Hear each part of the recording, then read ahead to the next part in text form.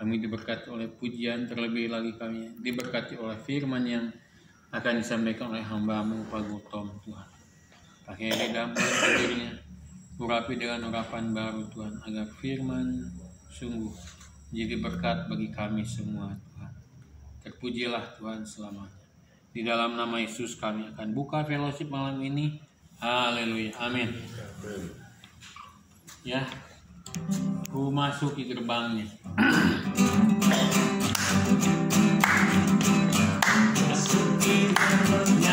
Dengan hati bersyukur, halamannya dengan pujian.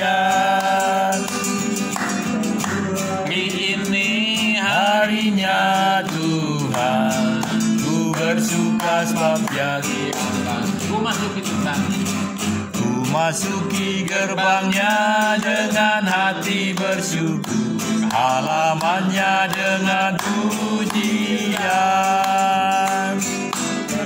Hari ini Harinya Tuhan, ku bersuka sebab Dia girangkanku. Dia girangkanku. Dia girangkanku, oh Dia girangkanku. Ku bersuka sebab Dia girangkanku, oh Dia girangkanku, oh Dia girangkanku. Ku bersuka sebab Dia girangkanku. Dia girangkanku. Dia girangkanku, oh Dia girangkanku. Ku bersuka sebab Dia girangkanku, oh Dia girangkanku, oh Dia girangkanku. Ku bersuka sebab Dia girangkanku. Ku bersuka sebab Dia girangkanku. Amin, amin Tuhan. Sebab Dia Girangkanku. Ya, kita diberkati sepanjang minggu, satu minggu yang sudah ini, dan kita akan menyaksikan kebaikan Tuhan. Silakan. Ya, saya ya. Ya, siap. Soal Surabaya kan belum dengar kan ya? Belum. Kan sudah berapa kali saya absen di sini. Ya. Jadi waktu mau berangkat itu, saya sebenarnya agak males, cuman si Ganda telepon terus. Tadinya udah ragu-ragu lah. Si Tony tadinya mau, tapi akhirnya enggak, ya banyak kerjaan ya. Saya bilang mau nolak nih. Si Ganda ya, tiba-tiba dia bilang, Pak itu namanya udah dikirim ke sana kan? Aduh, sama fotonya, ya itu jadi pembicara. Ya udah nggak bisa nolak. Sangat luar biasa. Justru yang ke Jawa Timur ini lebih meriah daripada yang ke Jawa Tengah. Sebenarnya dulu kan Jawa Timur kan Pekalongan, Magelang, Jogja, Wonosobo, Purwokerto ya, gereja. Ini kan pertama Malang. Mobil itu. Naik mobil, naik Alphardnya si Ganda. Gue duduk di tengah aja, enak kan Alphard. Ke Malang ternyata nggak jadi. Apanya? Fellowshipnya mereka ada pihak sama pimpinan dari Malang gitu, nggak jadi aja. Jadi di Malang mah jalan-jalan aja, makanya banyak foto-foto itu gua kan. Pantesan. Ya nonton mobil-mobil antik ya kan ya. Lihat balapan mobil di situ kan. Yang itu mobil ya. Jadi senang sekali tuh, luar biasa. Jarang orang orang tuh dari Jawa Barat tuh pengen ke Malang tuh lihat mobil-mobil itu justru ya. Bayar aja 150. Lalu gua kan jalan pinggir dan sama istrinya si Ricky Rios, jadi nggak usah bayar. Dia tahu jalan apa? Tikus. Jalan tikus. Jadi nggak bayar 150. Dia pintar tuh. Istrinya Arpi itu Bogor. Kan kita dari Jawa Barat, dia dari Bandung, dia dari Bogor. Ketemu di mana, Seragen waktu itu. Berempatnya 8 orang. Nah, Yang saya mana? Nah, udah selesai Malang, besoknya di Kediri. Justru itu pada kota kecil tapi meriah sekali. Waduh, 70 orang mah ada dari mereka aja ya. kita dijamu makan ya di restoran besar sekali. Makanan ini apa tuh? Makanan meja, jaciu makan tapi nggak ada offering, nggak ada meal ticket. Hah? Belum pernah aku bilang ya seperti gini ya. Ternyata yang punya restorannya orang Kediri chapter, jadi gratis. Oh meriah sekali lah Kediri. Habis Kediri, Ponorogo dijamu sate Ponorogo. Begitu sampai tuh dijemput ya, satenya memang enak. Terus hotelnya pesan besok mau bayar hotel nggak usah bayar, sama yang punyanya lah anggota chapter Ponorogo. Hotel makan membayar itulah offering ada. Dari Ponorogo kita ke Kediri, Ponorogo, Surabaya. Di situ yang tempat gede, meriah sekali lah ya. Orang Surabaya kan salah satu terbesar di Indonesia sama Jakarta kan Surabaya itu. Ya, ada pimpinannya semua, ada kok itu. Saya dulu pernah ketemu di Jakarta yang seumur saya tuh ada muncul. Ada si Payung dia yang suka korban ya. Kok apa Pak siapa Anton ada. Ya seneng lah dari Surabaya baru ke Semarang. Di Semarang nggak begitu banyak orangnya, nggak banyak lah. Tapi dari situ kita nggak tidur di Semarang, langsung ke Kajen itu kota kecil, melayani di situ 2 gereja. Dan dari situ baru pulang. Ya jadi nggak sempat belanja jalan-jalan gitu, nggak sibuk aja terus. Capek memang capek tapi suka cita lah kan melayani Tuhan ya. Dari situ teh dari Kajen itu kita ke satu tempat tuh, tempat seafood semua. Apa tuh namanya? Tempat seafood semua. Itu restoran seafood aja. Baru pulang ke Bandung sampai Bandung teh jam 11 lah. Tapi mereka nanti mau ke Sumatera, gua nggak ikut dulu lah. Capek terus. Capek nanti apa? Iya. Terus Pulang-pulang sakit. itu pulang sakit kan dari Kerawang. Iya udah pergi ke sana capek, pergi Kerawang lagi. Kerawang. Terus itu memang gua duitnya tuh nggak terlalu besar sih, kadang-kadang nggak bayar ya. Cuma habis berapa? 1.300.000 murah. Ya di Kediri kita di hotel yang punya gudang garam, hotel bintang. Kan gudang garam kan di Kediri itu tidurnya hotel bintang, nggak tahu bayar berapa. Gua nggak usah bayar di situ juga. Banyak nggak usah bayarnya lah. Ya sekian Tuhan berkata. Amin. Luar biasa. Kita angkat satu pujian dulu bersama malaikat.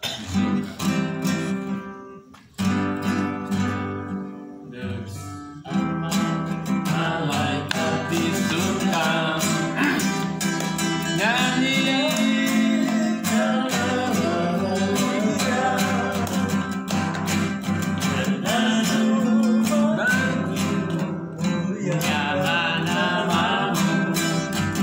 Yesus, Aku menyembah lagi. Sama malaikat di surga nyanyikan kidung pujian, bermazmur bagimu, muliakan namamu. Yesus, Aku menyembahmu. Tanganku kuangkat, tanganku angkat padamu. Masuk dalam hadiratku,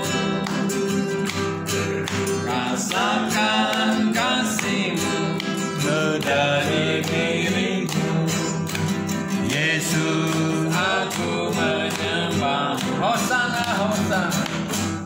Hosana, Hosana, aku memujimu. Haleluya, Haleluya.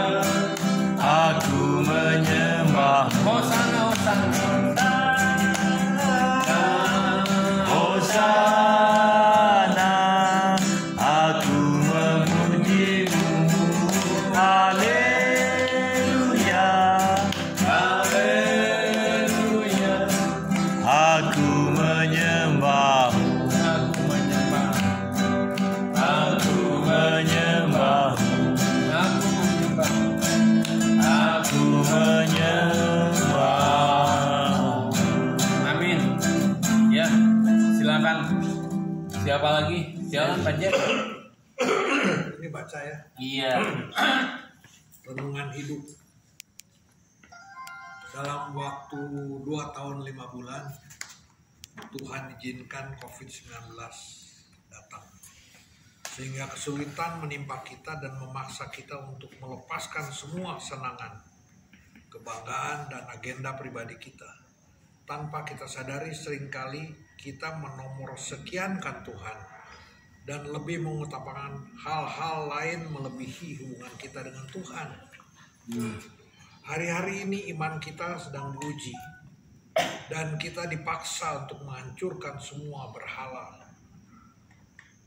kita dan membangun hubungan dengan Tuhan dan dengan keluarga.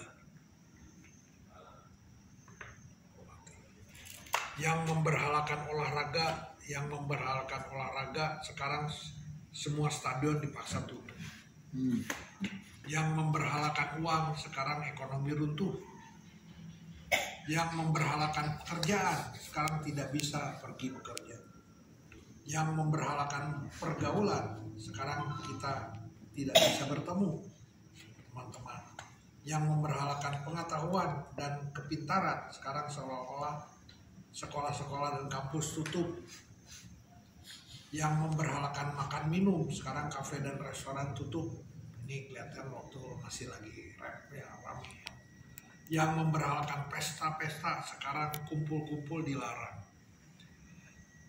Yang memberhalakan jalan-jalan atau liburan sekarang mall, tempat-tempat wisata tutup dan penerbangan cancel. Yang memberhalakan bentuk tubuh sekarang salon kecantikan dan tempat-tempat gym tutup. Yang memberhalakan pelayanan dan gedung gereja yang megah-megah sekarang pertemuan ibadah dilarang dan harus live streaming. Yang malas pulang ke rumah dan suka kesal dengan suami, istri, anak, orang tua sekarang setiap hari siang dan malam harus berkumpul dengan keluarga. Tuhan itu baik. Tuhan tidak merancang kita untuk hancur. Di tengah-tengah situasi sulit ini, Tuhan ingin kita kembali bersekutu dengannya. Amin. Melebihi apapun, dan Dia ingin kita mengetahui bahwa Dia sedang bekerja dan memulai musim yang baru bagi anak-anaknya. Lepaskan yang lain, temui Dia dalam tempat rahasianya dan dapatkan hatinya. Tuhan memberkati. Amin. Luar biasa ya. Amin. Sudah siap. Masih ada? Mungkin nggak ada langsung firman. Orang-orang. Kelihatan. Iya, kita masuk ke firman Tuhan, kita siapkan hati dan pikiran kita ya. Lagu ini. Kusiapkan hatiku. Kusiapkan hatiku Tuhan. Hatiku Tuhan, untuk dengar firman-Mu saat ini. Amin Tuhan. Sujud menyembah-Mu Tuhan, masuk hadirat-Mu saat ini. Urapan-Mu Tuhan bagi jemaat-Mu saat ini. Kusiapkan hatiku Tuhan, untuk dengar firman-Mu.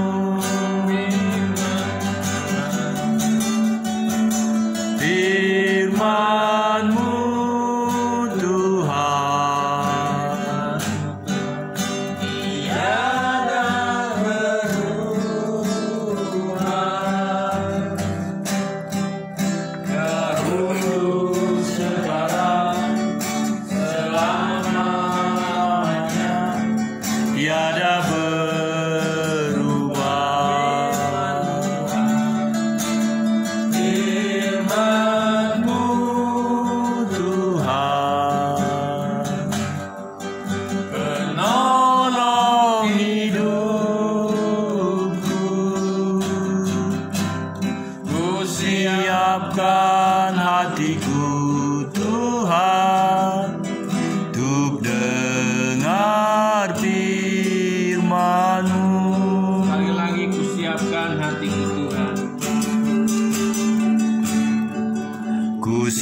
Siapkan hatiku Tuhan untuk dengar firman-Mu saat ini. Sujud Menyembah-Mu Tuhan, hadirat-Mu saat ini. Curahkan urapan-Mu Tuhan bagi jemaat-Mu saat ini. Ku siapkan hatiku Tuhan untuk dengar firman-Mu.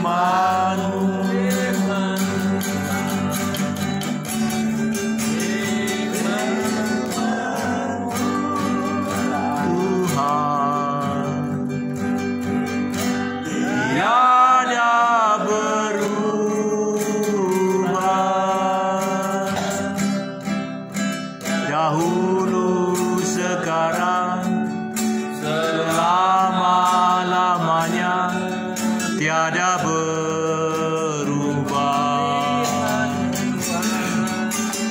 Firman-Mu Tuhan penolong hidupku.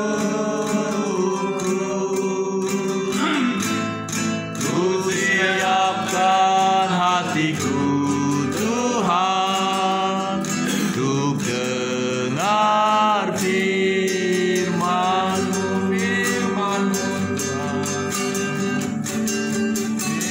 Firman-Mu Tuhan tiada berubah,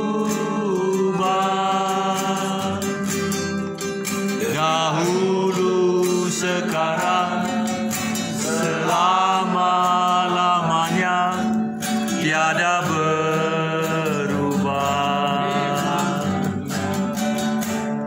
Firman-Mu Tuhan penolong hidupku. Ku siapkan hatiku Tuhan dengar firman-Mu.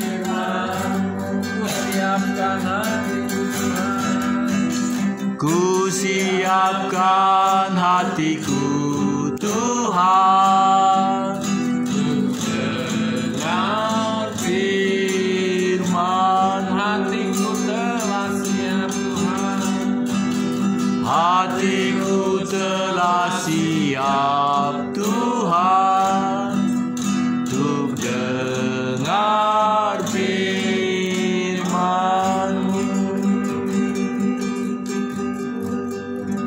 Haleluya, silakan. Haleluya. Terima kasih Allah Bapa.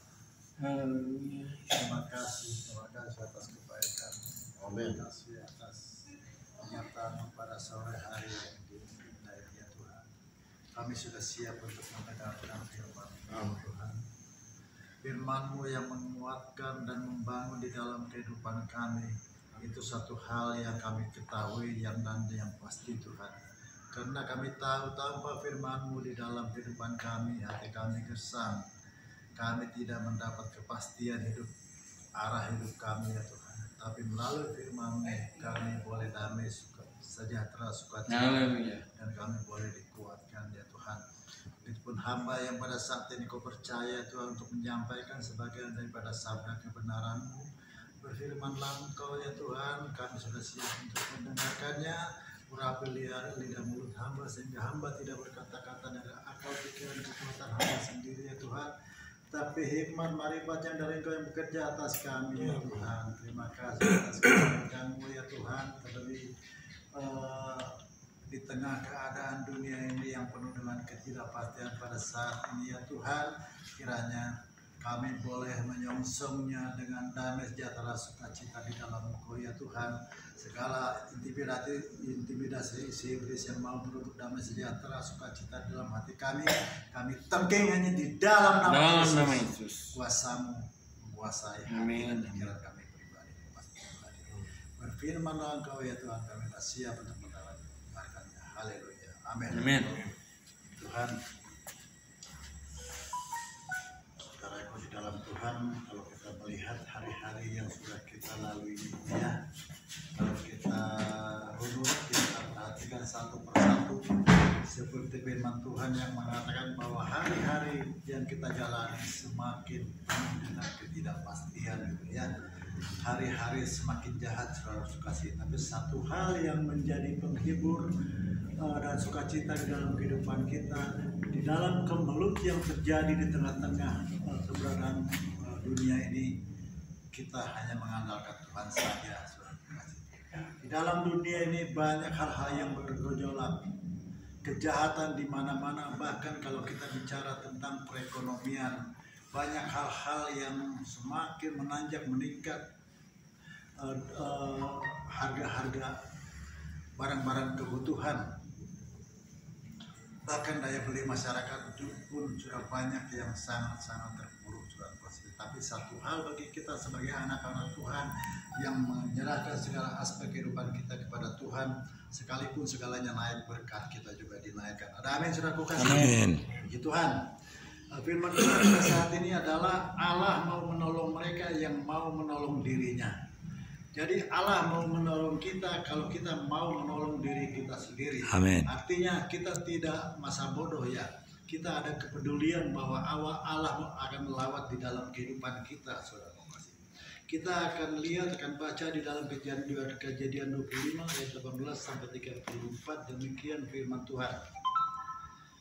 Mereka itu mendiami daerah dari Hawilah sampai Syur yang letaknya di sebelah timur Mesir ke arah Asyur. Mereka menetap berhadapan dengan semua saudara mereka.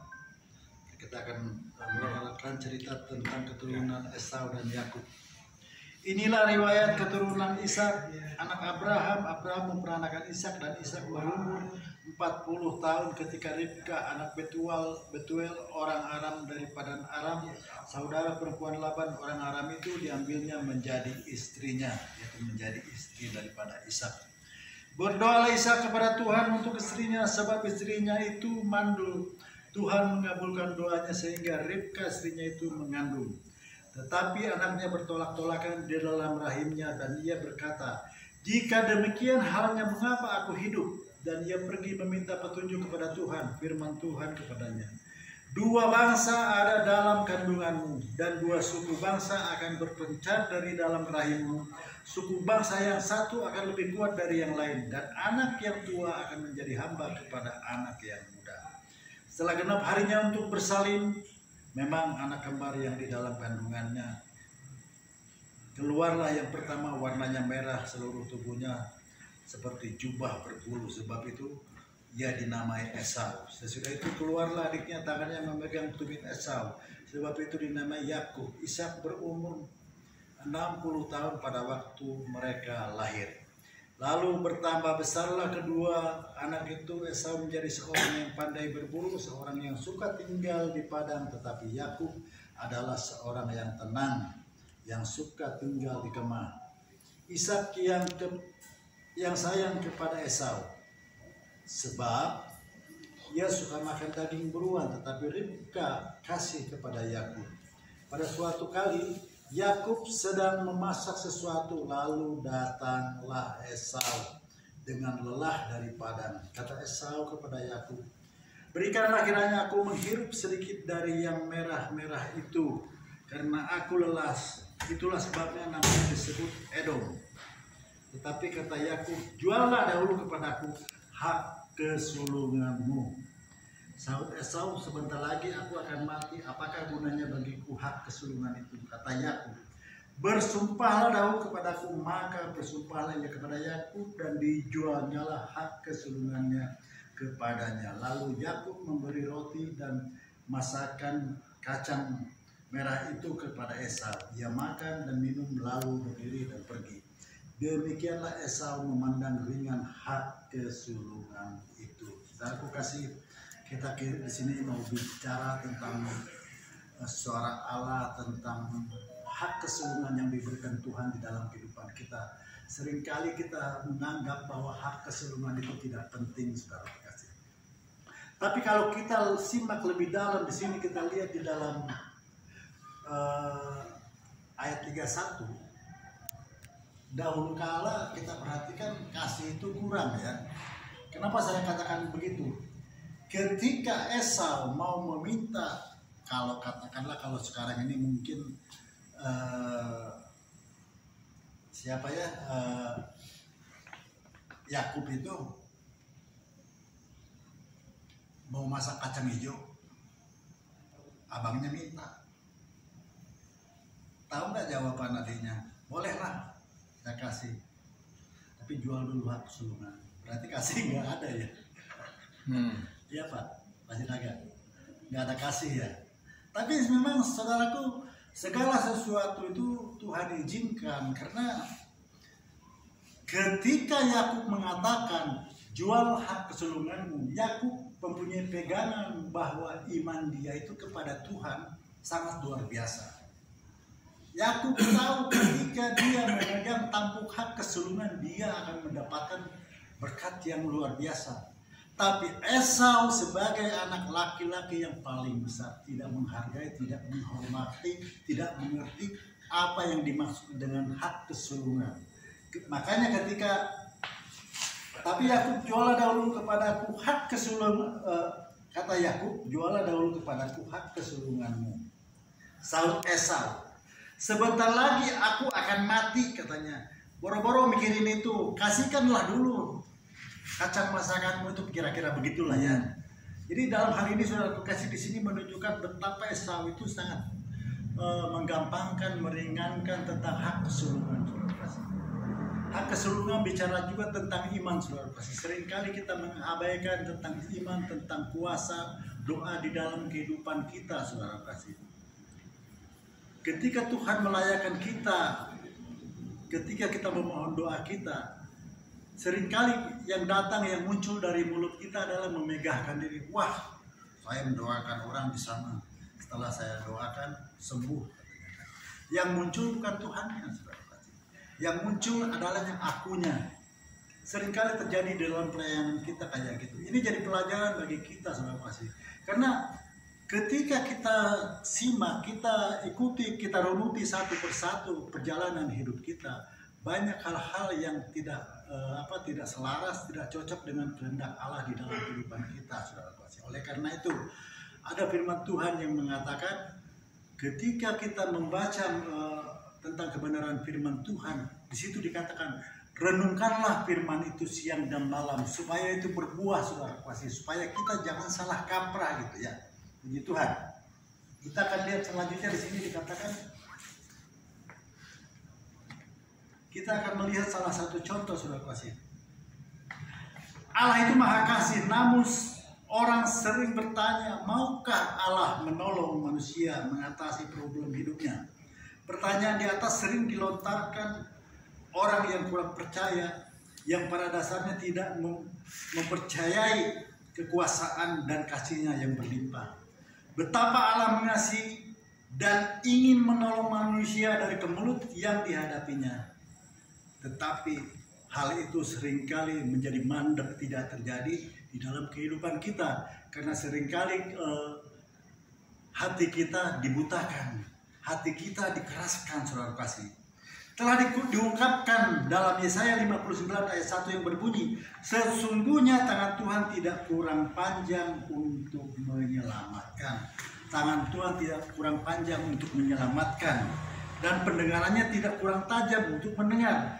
Namun, banyak orang Kristen tidak mengalami kuasa Allah, kuasa lawatan Allah di dalam kehidupan kita, saudara kasih. Karena apa? Karena kita mengeraskan hati kita, saudara kasih. Kadang-kadang apa yang menjadi ungkapan, apa yang menjadi penyampaian hamba Tuhan kepada kita, kita anggap itu semuanya angin berlalu, saudara kasih. Bahkan mungkin Orang yang pergi ke gereja pun tidak jaminan kalau hatinya itu ada untuk Tuhan. Mungkin pada masa-masa muda kita dulu, kita masuk ke gereja motivasinya lain, mau ngeceng mungkin ya, mau mencari teman pasangan dan lain sebagainya. Tapi berarti kasih, ketika kita berada di hadirat Tuhan, kita akan pergunakan waktu itu dengan baik. Jadi jangan salah kita menyikapi apa yang menjadi kebenaran firman Tuhan. Dan dikatakan di dalam Yesaya 52 yang berbunyi, tetapi yang merupakan pemisah antara kamu dan Allahmu ialah segala kejahatanmu, dan yang membuat dia menyembunyikan diri terhadap kamu sehingga ia tidak mendengar ialah segala dosamu. Kesimpulannya, Allah mau menolong mereka yang mau menolong dirinya. Lewat kisah Yakub dan Esau kita dapat belajar banyak hal untuk menjawab pertanyaan di atas. Jadi di sini kalau melihat dari satu sisi, kalau kita melihat mungkin sepintas dari ayat 31 ini, kedengarannya memang dia itu jahat ya, licik gitu ya. Yakub berkata, jualah dahulu kepadaku hak kesulunganmu, katanya kepada abangnya. Kalau kita simak, itu nggak layak. Itu adalah suatu penjahatan. Tapi yang perlu kita dalami di sini, ketika dia mengatakan juallah hak kesulunganmu, Yakub punya keyakinan bahwa dengan imannya untuk mendapatkan hak kesulungan, ketika dia menetapkan suatu ketetapan atau langkah yang sesuai dengan kehendak Allah, dia akan mendapatkan. Itulah yang ada dalam hati Yakub. Makanya Allah sangat berkenan kepada Yakub, dan yang terjadi memang sangat terbukti. Siapa aja lo bisa dulu ya. Yakub akhirnya tidak mendapatkan berkat dari akhir kehidupan daripada ayahnya pada saat itu ya. Tapi yang mendapatkan Esau tidak mendapatkan berkat itu, tapi Yakub yang mendapatkan, yaitu adiknya, saudara.